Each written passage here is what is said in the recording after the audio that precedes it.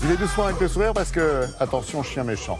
Voilà, pas vous bien sûr, mais c'est vrai qu'on ne sait pas toujours comment s'y prendre avec les chiens et particulièrement les enfants qui sont victimes de morsures. Alors il était important justement de suivre une opération de prévention, c'est ce que vous avez fait Natacha?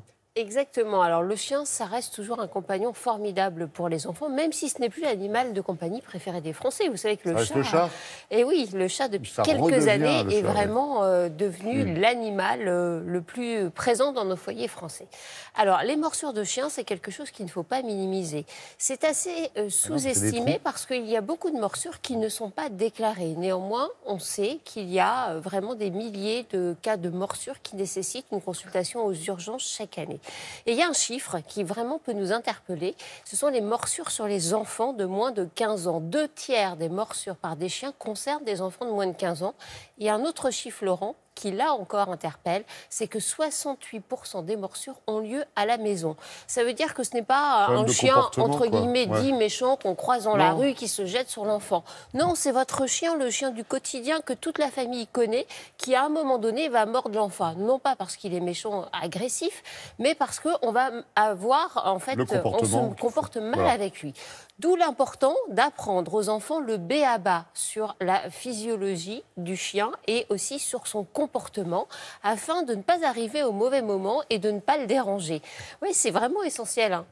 Non, mais il écoute attentivement, c'est bien. Il se dit, est-ce que j'ai pas fait de bien avec le chien? Je me suis fait mordre quelques fois. Oui, parce qu'en fait, après, il y a des séquelles très importantes chez les enfants. D'abord, souvent, vu leur taille, ils se font mordre au visage, donc ça peut créer des séquelles inesthétiques et puis des séquelles psychologiques. On s'est rendu à Villejuste, c'est dans l'Essonne. Il y a là-bas une équipe de pompiers, une équipe cynotechnique, donc des pompiers qui travaillent avec des chiens, qui fait justement cette prévention. Ils se sont d'abord rendus dans une classe et ensuite la classe est venue les rencontrer sur leur terrain d'entraînement pour voir s'ils avaient tout pigé.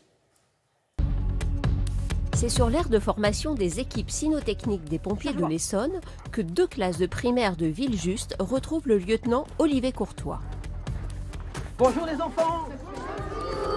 Alors, les enfants, ce qu'on va faire... Il y a un mois, ces pompiers sont venus leur dispenser une formation théorique sur la prévention des morsures de chiens. Donc bonjour les enfants, ça va? Aujourd'hui, place à la pratique. Est-ce que vous vous rappelez la situation la plus critique, la plus dangereuse avec les chiens? C'est quoi? C'est celle de la gamelle. Si on l'enlève, bah, il peut nous mordre. Tout à fait. Alors, allez. Est-ce que là, il y a quelqu'un qui veut venir retirer la gamelle? Est-ce qu'on doit ou on ne doit pas?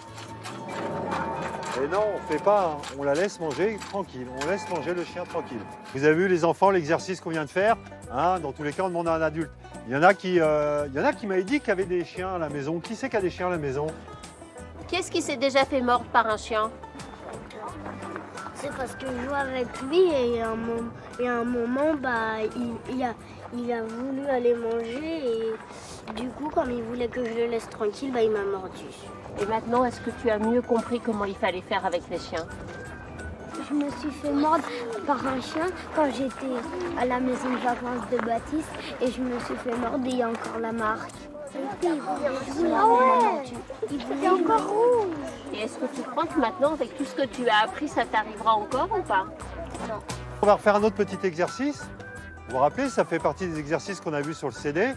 Il y avait un chien qui était sur le canapé. Tiens, bah, viens me faire voir comment tu fais quand tu veux t'asseoir sur le canapé, que le chien est déjà sur le canapé. Est-ce que tu peux décaler le chien, s'il te plaît? Oui, viens. Voilà.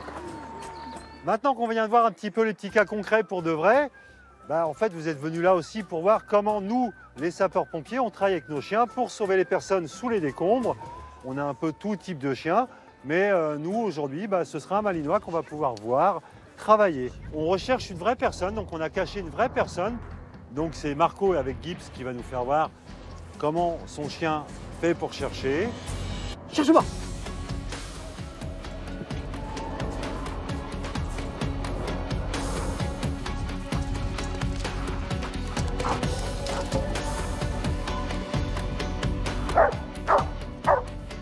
Quand le chien aboie, eh ben, on comprend qu'il a trouvé une personne. En général, la personne qui est cachée, il va toujours lui donner quelque chose en récompense. Voilà comment que ça se passe. Bah oui, le chien n'est pas un doudou. Exactement. En plus des chiens de sauvetage qui ont, comme les pâtissiers et les pâtissières de Loïc, leur championnat. Oui, les championnats du monde des chiens de sauvetage et de recherche se tiendront sur le site, enfin dans la commune de Villejuste, puisqu'ils sont en train d'aménager un énorme terrain, beaucoup de nations représentées. Ça va vraiment être un grand moment, parce que c'est du sport aussi. Hein. C'est non seulement du sauvetage, mais c'est aussi du sport. Mais on ira, vous verrez, en septembre. D'accord, si vous voulez. Non, ça ne me pose pas de problème. Oui, je veux bien. Pas insister, c'est du sport. Oui, c'est du sport, bien sûr, et on les a vus, ils sont affûtés. Bien sûr. Merci beaucoup, Natacha.